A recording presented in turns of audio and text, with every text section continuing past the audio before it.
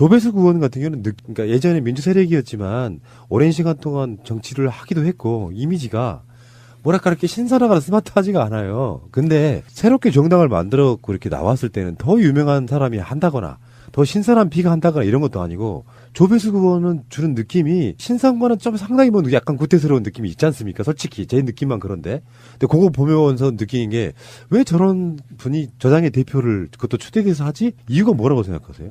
경론을 벌였다는 거잖아요. 젊고 새로운 초선을 내세워야 된다. 이런 사람들이 있었다는 건데 근데 조배숙 의원이 경력으로 보면 경력이 되게 쟁쟁한 분이에요. 이분이 아마 정치권 최초로 여성 검사 출신 의원이었을걸요. 그 야당 쪽, 그러니까 민주당 쪽, 과거의 야당에는 검사 출신의 여성 의원이 없었어요. 그럴 때 검사 출신 의원이었고요. 그다음에 지금 사선 의원이죠, 이분이. 사선. 네, 그러니까 무게감도 있고. 그다음에 여성 변호사의 회장도 했던 사람이에요. 나름 인맥 같은 게 있는 분이에요. 네, 인맥과 경력이 짱짱한. 그런데 인맥과 경력이 짱짱하다는 건 뒤집어서 보면 신선하지 않다. 예, 이런 느낌을 줄 수 있는 거죠. 그 초선의 김경진 의원도 당대표 후보로 거론이 됐다고 하니까 고민을 한 부분이 있는 것 같은데 최근에 정치는요. 뭔가 좀 호감이 가야 되는데 호감은 안 가더라 솔직히. 근데 그렇다고 당해요. 박지원 의원이 대표를 할 수는 없잖아요. 이 민평당을 추동해온 분은 박지원 대표, 정동영 의원, 박지원 의원, 그다음에 천정배 의원 이런 분으로 봐야 되는데 지금 그분들을 대표로 내세울 수 있겠어요? 그래서 고르다 보니까 정대철 상임고문, 김경진 의원, 조배수 의원 뭐 이 정도였다는 네. 이런 이야기도 있고요. 어쨌든 그렇다 치고 뭐 잘하면야 그냥 겉으로 보이는 이미지가 뭐가 중요하겠습니까만 이제라도 좀 정신을 차리셔가지고 도대체 무엇이 좋은지 요걸 좀 생각 좀 하고 정치를 했으면 좋겠다. 네, 나라가 잘 되는 쪽으로 예, 정치를 했으면 좋겠고 장병환 의원은 이분을 원내대표로 한 거는 뭐 민주당과의 협상을 고려한 것으로 보입니다. 이분은 다들 아시다시피 뭐 센 말을 한다거나 이렇게 척을 지거나 그런 분이 아니고요. 그리고 참여정부에서 기획예산처 장관 했고 뭐 그랬기 때문에 이게 아무래도 친문과 가깝죠. 얘기가 될 수 있는 분이죠. 그래서 원내대표로 하지 않았을까 싶습니다. 그리고 무엇보다 무난한 분이에요. 그러니까 뭐 지역 정서 자극한다 또 얘기 나올 수 있겠지만 사실 미래당의 미래는 우리가 농담으로 미래업당 이렇게 얘기할 정도로 돌파구가 안 보여요. 자기들끼리 뭉치긴 했는데 기반도 없고 세대적 기반도 없고 지지 세력도 없는 가운데 어떻게 버틸지 궁금하고 그나마 정치적 어떤 이익적 측면에서는 민평당의 선택을 훨씬 더 잘한 부분이 있다고 보고 진짜로 묵묵하게 개혁 뒷받침해주는 세력이 된다면 언젠가는 또 알아줄 날이 있겠죠 국민들이. 중요한 건요. 정치인 몇 명의 생각이 아니에요. 그 정치인을 국회로 보내준 국민들이 무슨 생각을 하느냐를 읽어야 되는 거고요. 지금 그분들이 다 호남 지역구를 가진 분들이잖아요. 그 호남 나를 뽑아준 유권자들이 원하는 대로 하는 게 맞죠. 그러니까 내가 선지자라서 정치인이 어떤 정치인이 나는 선지자야. 그래서 난 미래를 보고 모든 정보를 다 분석했어. 나는 정말 이제 내가 하는 게 옳아. 이럴 정도의 그 근자감 그런 정치를 하고 있는 게 지금 바국당 연합으로 간 분들 아닐까요? 그런데 그렇지 않고 내가 지금 혼란스럽고 길이 안 보이고 그럴 때는 당연히 지역구 유권자들의 뜻에 따르는 게 맞죠. 그럼요. 지금 지역구 호남 유권자들께서는 문재인 정부가 성공하고 한반도가 평화롭길 바라세요. 그렇죠. 예, 그 흐름에 같이 가는 게 지금은 저는 정의라고 생각해요. 근데 지금 미래당, 민주평화당 보다 더 깝깝한 게 사실은 제1야당인 자유한국당이라고 봐요. 왜냐하면 홍준표 대표님이 그게 일시적으로 내가 만약에 무슨 어떤 모임이라고 쳐요. 우리 의원님도 있고 이종희 시장도 있고 저도 있고 많은 모임이 있는데 내가 회장이 되고 싶어. 네. 그래서 최민희 의원이 가장 유력한 후보인데 내가 막 공격을 해. 공격까지는 할 수 있어요. 낙마도 시킬 수 있어. 그런데 문제는 내가 컨텐츠가 없거나 인격적이 안 되거나 뭐 능력이 없으면 내가 회장 못하는 거거든요. 지금 홍준표의 센스는 이런 거예요. 유해에게 물귀신 작전으로 발목 하나 잡혀 있는 상태. 원했건 원하지 않았건 MBN 관련한 부분이 터져 나왔고요. 대처하는 방식을 보면 제가 홍준표 연구를 요즘에 해서 다시 특별방송을 한번 하려고 그러는데 그중에 내용 중에 홍준표의 심리 연구 같은 건데 계속 몰려있는 상태에서 막 싸지르다 보니까 가짜뉴스 생산하고 사실 네가 더 거짓말쟁이잖아 뭐 이런 식의 비난도 받는 상태. 그 과정에서 자기가 당의 주류가 아니기 때문에 전체적인 큰 틀에서는 주류가 아니었던 출신이기 때문에 당의 구성원들에게 협박 정치로 가요. 네. 그러니까 그게 열등감의 발현 같은 거거든요. 더 네, 세게 나가는 게. 네. 그런 과정 속에 밑바닥에서는 홍준표 저 사람으로는 우리 대표하기 좀 부끄러워 이런 정서가 있는 상태. 네, 그리고 홍준표 대표는 지금 자유한국당이 보수당이잖아요. 보수당. 그럼 보수당의 정당이 해야 되는 태도가 있어요.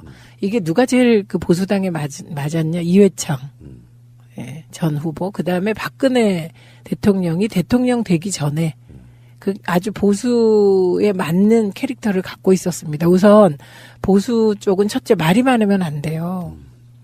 그러니까 우리나라의 정통적인 그 보수의 정서 중에 하나는 남자가 말이 많으면 좁쌀 같다 이런 정서가 있습니다. 나는 보수는 아니구나. 그래서 말 많은 걸 싫어하고 이 프레임으로 노무현 대통령을 얼마나 공격했습니까 보수 언론들이. 예, 그게 하나 있고 그다음에 두 번째는 촐랑 맞으면 안 돼요. 그리고 그런데 최근에 저는 홍준표 대표가 진짜 실수했다고 생각하는 게 구정 전에 화재가 더 날 거다 이 말 있잖아요. 아유.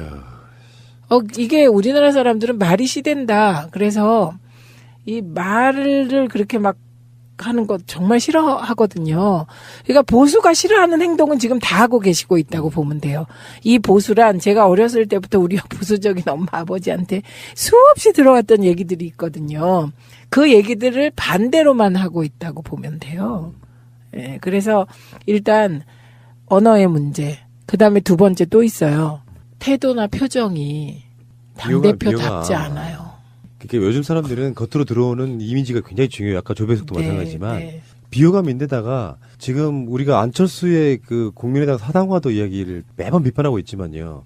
반대로 홍준표는 더 심해요. 그 당규 개정하는 문제라든지 그걸 비공개 최고위원회에서 한대요. 그 당협위원장을 자기가 셀프로 내리꽂는 문제라든지 자기 측근도 대구에 내려가는 문제라든지 왜냐면은 한석이 중요한 시대가 이제 되는 상황이 오면 결국에는 TK 쪽에 누가 노른자에 가져가느냐에 대해 싸움밖에 안 날 거라고 좀 보는 상황에서 설선수범하는 스타일이 아니라 자기 이익은 다 챙기며 원내 대책비 가져다가 부인한테 주는 스타일이잖아요.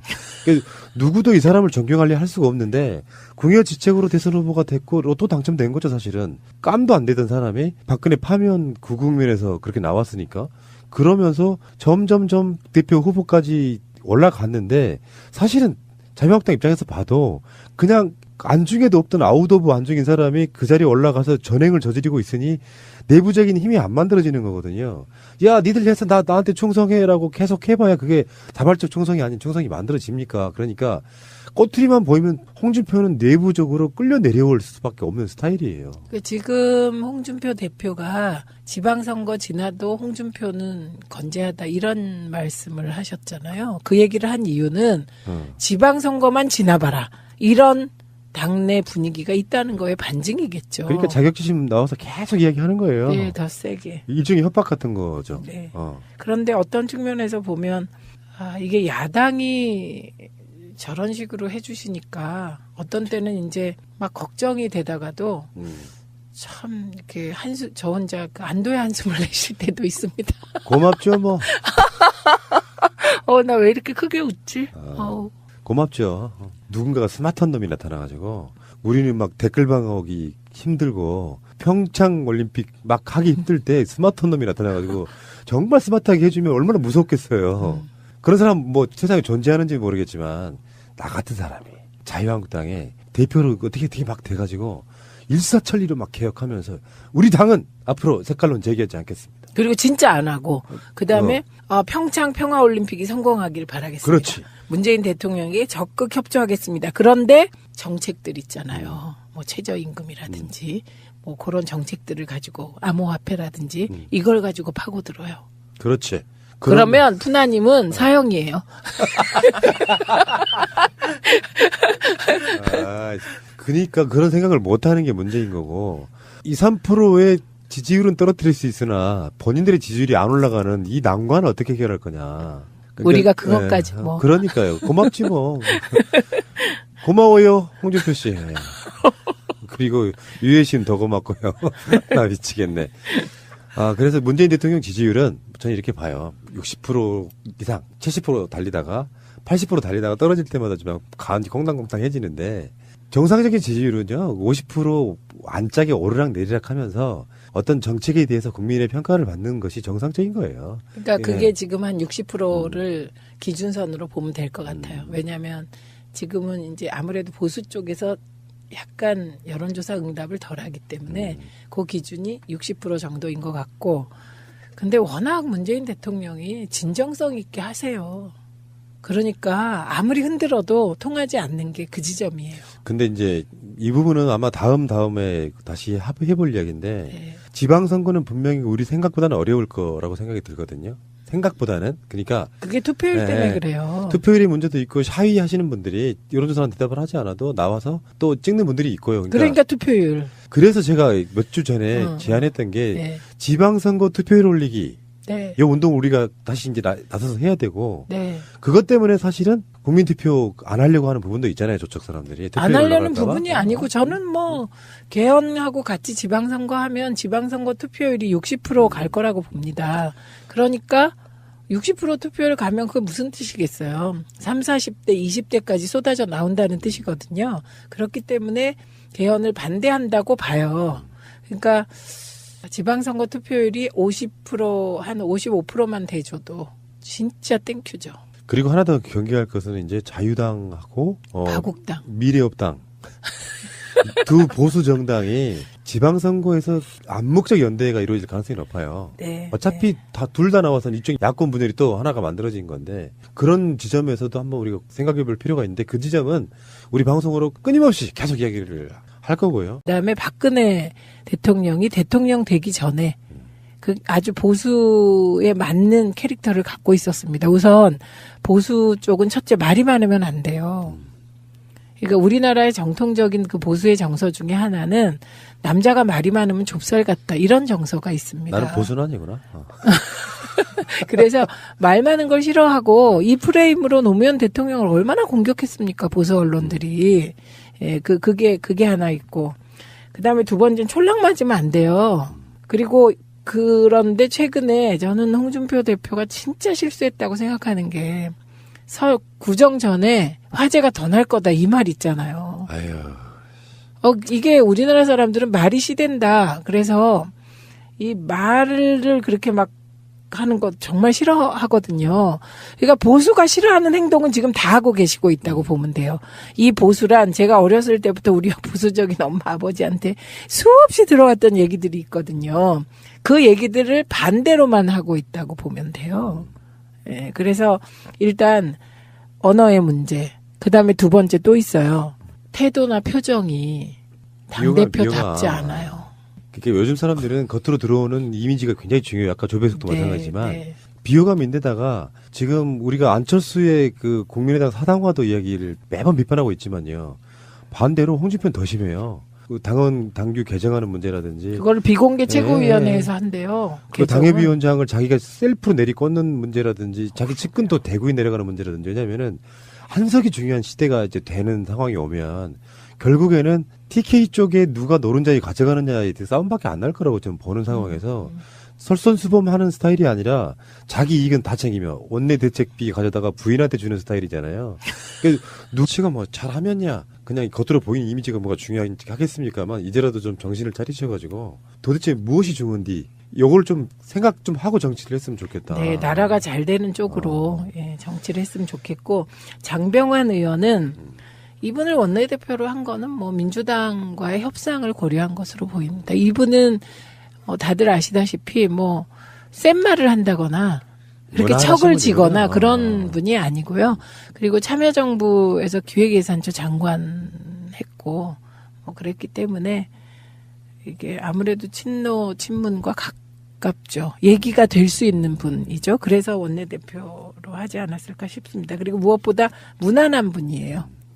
그러니까 뭐 지역 정서 자극한다 또 얘기 나올 수 있겠지만 사실 미래당의 미래는 우리가 농담으로 미래 없당 이렇게 얘기할 정도로 돌파구가 안 보여요. 자기들끼리 뭉치긴 했는데 기반도 없고 세대적 기반도 없고 지지 세력도 없는 가운데 어떻게 버틸지 궁금하고 그나마 정치적 어떤 이익적 측면에서는 민평당의 선택을 훨씬 더 잘한 부분이 있다고 보고 진짜로 묵묵하게 개혁 뒷받침해주는 세력이 된다면 언젠가는 또 알아줄 날이 있겠죠 국민들이. 중요한 건요. 정치인 몇 명의 생각이 아니에요. 그 정치인을 국회로 보내준 국민들이 무슨 생각을 하느냐를 읽어야 되는 거고요. 지금 그분들이 다 호남 지역구를 가진 분들이잖아요. 그 호남 나를 뽑아준 유권자들이 원하는 대로 하는 게 맞죠. 그러니까 내가 선지자라서 정치인이 어떤 정치인이 나는 선지자야. 그래서 난 미래를 보고 모든 정보를 다 분석했어. 나는 정말 이제 내가 하는 게 옳아. 이럴 정도의 그 근자감 그런 정치를 하고 있는 게 지금 바국당 연합으로 간 분들 아닐까요? 그런데 그렇지 않고 내가 지금 혼란스럽고 길이 안 보이고 그럴 때는 당연히 지역구 유권자들의 뜻에 따르는 게 맞죠. 그럼요. 지금 지역구 호남 유권자들께서는 문재인 정부가 성공하고 한반도가 평화롭길 바라세요. 그렇죠. 예, 그 흐름에 같이 가는 게 지금은 저는 정의라고 생각해요. 근데 지금 미래당, 민주평화당 보다 더 깝깝한 게 사실은 제1야당인 자유한국당이라고 봐요.